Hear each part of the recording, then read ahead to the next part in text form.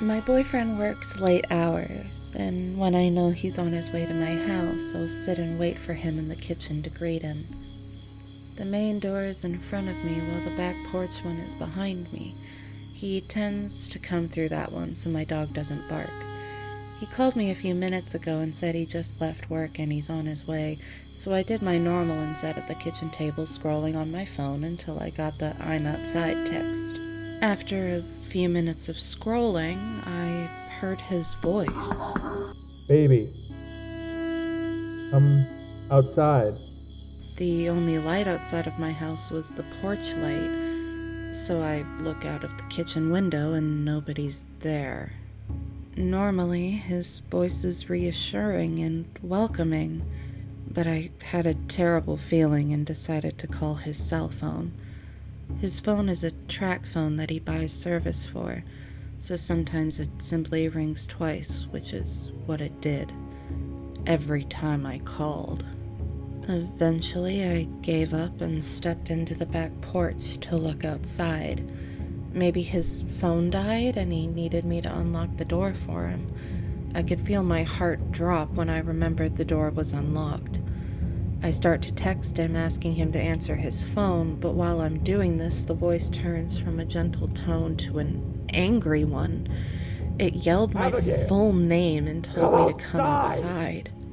My boyfriend never calls me by my full name, and at this point I'm starting to feel scared.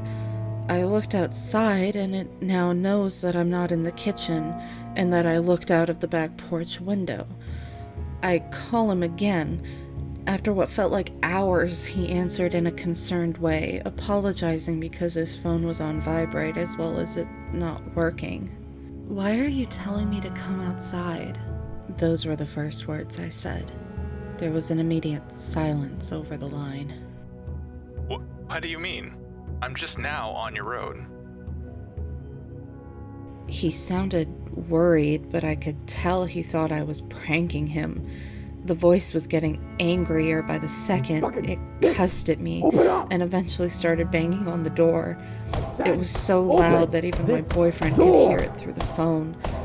I heard the car speed up, then the sound of gravel from him pulling into my driveway. I finally mustered up the courage to move the curtain and see if there was really anyone there. There was nothing there, but I could see him running up the stairs to get to me. Once he got in, the voice and the banging came to a complete stop. I stood shaken while he looked around my yard, only to see a deer running away on its hind legs, just for the front two to hit the ground in front of it as it went into the nearby woods. We didn't sleep much that night, and eventually we plan on moving somewhere that's closer to the city, as my house is out of the way from any other people.